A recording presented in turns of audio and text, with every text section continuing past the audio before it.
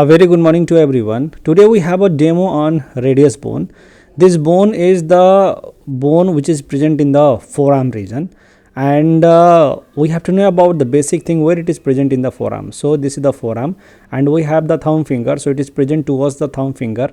So this bone is homologous to the tibia of the lower limb, right? So now we have to know about if it is a long bone. We have three main things, that is upper end, lower end and the shaft. This is upper end, this is lower end, and in the middle we have the shaft here, right? Same how in the upper end we have some features, in the lower end we have some features, and in the shaft we have the borders and the surface. Now in the upper end we have the round disc shaped structure known as the head of the radius. There is a constricted part, so this constricted part is known as the neck of the radius, and there is a prominent structure. This is something known as radial tuberosity, right? Now in the lower end we have the total 5 surface, right? So let's know those 5 surface. This is known as anterior surface, same how this is known as medial surface, and this is known as lateral surface with styloid process. So this is styloid process here. Same how we have the term known as posterior surface, and this posterior surface consists of prominent features here, and this is known as dorsal or Lister tubercle, and it is bounded medially by the groove here. So I'll mention all the content later. So this is the groove here. Same how it consists of inferior surface. So this inferior surface consists of the medial quadrangular area which articulates with the lunate bone, and lateral triangular area articulates with the scaphoid bone. So in the medial surface you can see here the articular facet will be there. So this articular facet articulates with the head of the ulna which forms the inferior radio ulnar joint. Now we have to know about the upper end, lower end in the detail, but before that we have to know the anatomical position of the radius, right? How to hold this bone in anatomical position. So keep in mind this round disc shaped structure which should be facing always upwards, or we can say in the proximal aspect. And you can see the lower end we have to remember the two main things, that is known as styloid process.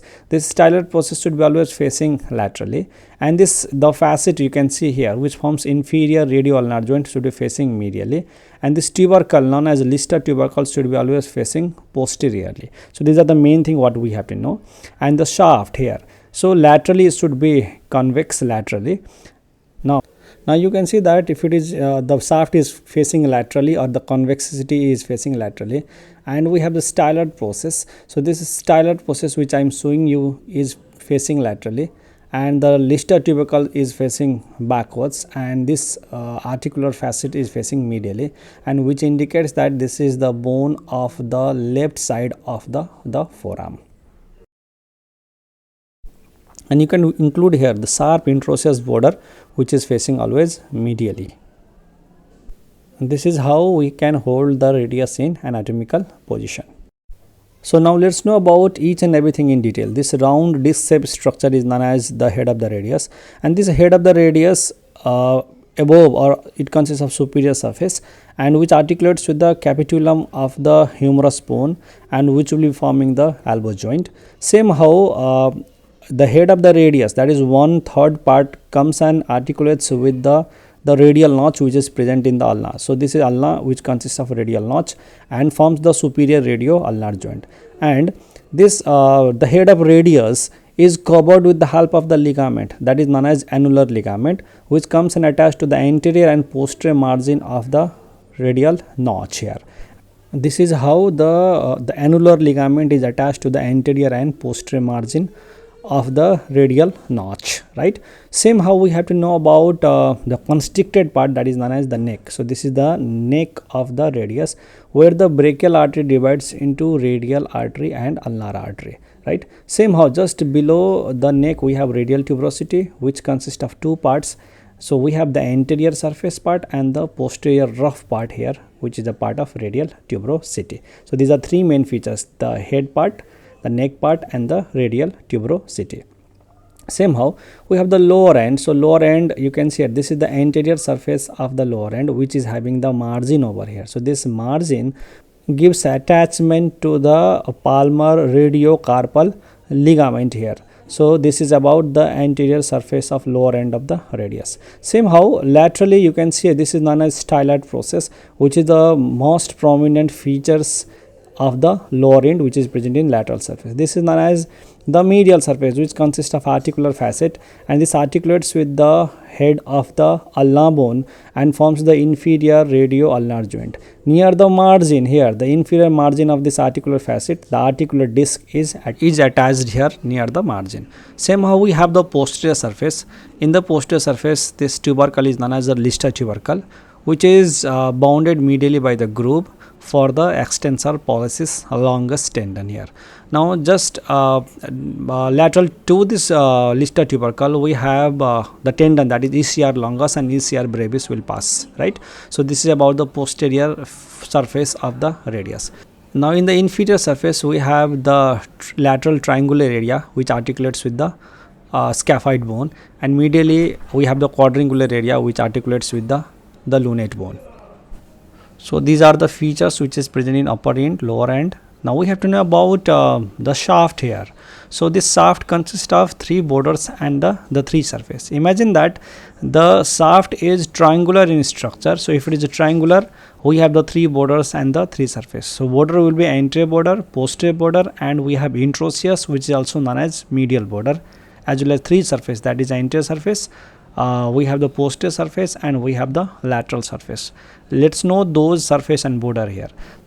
So you can see here this prominent structure is known as radial tuberosity. So as we already know that, so from here we will draw one line here. So this line from the anteromedial aspect goes towards the lateral aspect. Now we will trace this line below and downwards towards the lateral aspect, and which runs towards the styloid process, which also forms the anterior margin of the styloid process. So this line will be known as anterior border of the radius. But the part which is running from the radial tuberosity till the middle 1/3, so this upper part of the anterior border is known as anterior oblique line. Agree? So this part will be known as anterior oblique line. Same how we'll turn backwards, and you can see the posterior border, and this posterior border is mostly prominent in the middle 1/3. Below it fades downwards and it cannot be seen properly. Now let's trace a line from the middle 1/3 of posterior border. We'll trace this line towards upwards towards the radial tuberosity. So the line which is extending from the radial tuberosity till the posterior border, which is prominent area, and that part will be known as posterior oblique line, right? So I repeat, this is anterior oblique line, this is posterior oblique line, and we'll trace it downwards, right? So that this is known as the posterior border of the radius. Now can you see this one? This is the sharp introosseous border, and which is attached to the introosseous ligament, and this is also known as the medial border of the radius bone. It is very prominent. It is sharpest border you can see among the 3 border of the radius, right? Now we'll trace it downwards, and after tracing the downwards, can you see this a triangular area which consists of articular facet also. So this the introosseous border forms the posterior margin of this triangular areas, right? So which is going towards the posterior aspect, right? So these are the 3 borders. I repeat, this is anterior border with anterior oblique line, this is posterior border with posterior oblique line, this is known as sharp introosseous border. Now we have to know about there are 3 surfaces between the introosseous border and the anterior border. This is known as anterior surface. Same how between the anterior border and the posterior border, this surface will be known as lateral surface, and in the middle 1/3 you can see the prominent rough area, and that is for the pronator teres insertion, right? Same how between the introosseous border and the posterior border, this surface will be known as the posterior surface. So there are 3 surface and the 3 borders, right?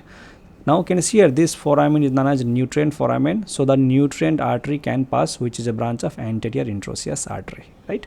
Now we have to know about the attachment, that is the muscles which is originated as well as inserted here. So let's start with the basic thing. There are 5 muscles which is inserted here in the radius bone, right? So let's know the basic. If this is a radial tuberosity, and which is the prominent area, so this radial tuberosity, as I have mentioned, which consists of anterior smooth part and posterior rough part. On this posterior rough part, the insertion of biceps brachii muscles takes place. Now this is known as the lateral surface of the radius. Now in the upper part of the lateral surface of the radius, the insertion of supinator muscles takes place. Okay, let's see with the marker here.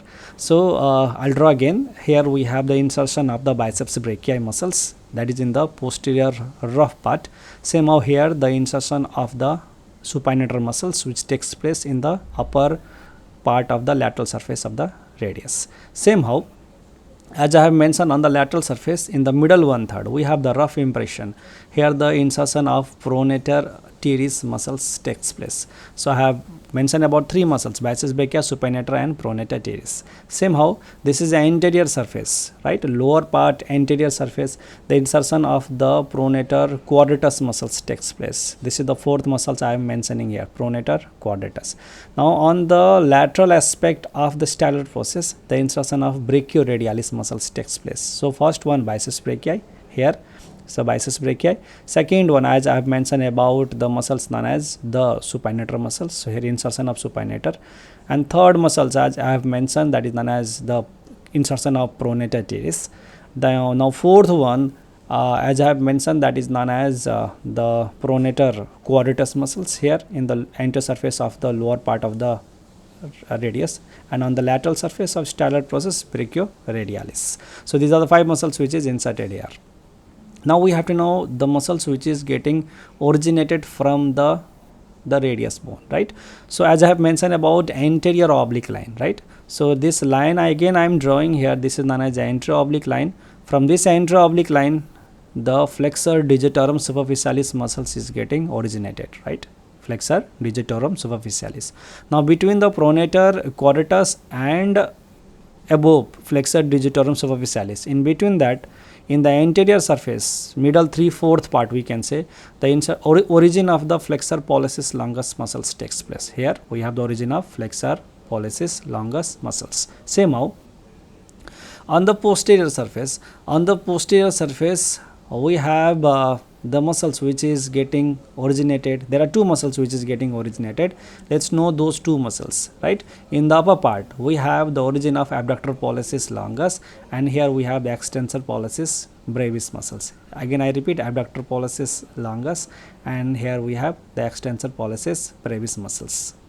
So let's know about the ossification center. It consists of one primary ossification center and two secondary ossification center here, right? One for upper end, one for the lower end, right? Same how, one primary center appears in the mid shaft during the 8th week of intrauterine life. Same how, the two center, that is one for the upper end, appears near the 5th week, and for the lower end appears at the age of 1st year, right? Now upper epiphysis fuses at the age of 12 year, and the lower epiphysis fuses at the age of 20 year.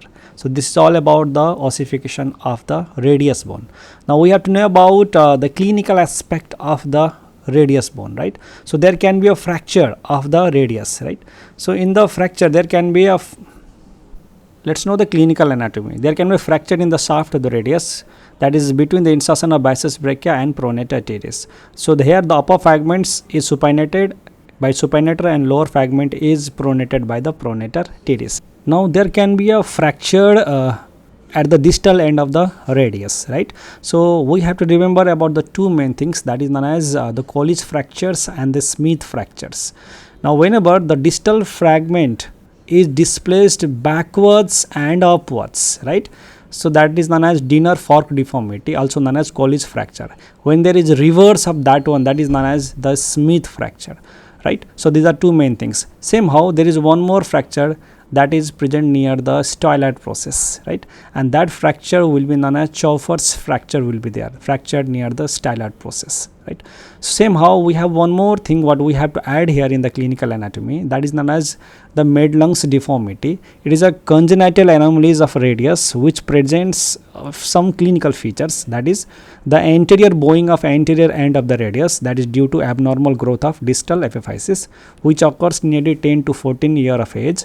There can be premature disappearance of distal epiphyseal line, or there can be subluxation or dislocation of distal end of ulna due to defective development of distal radial epiphysis.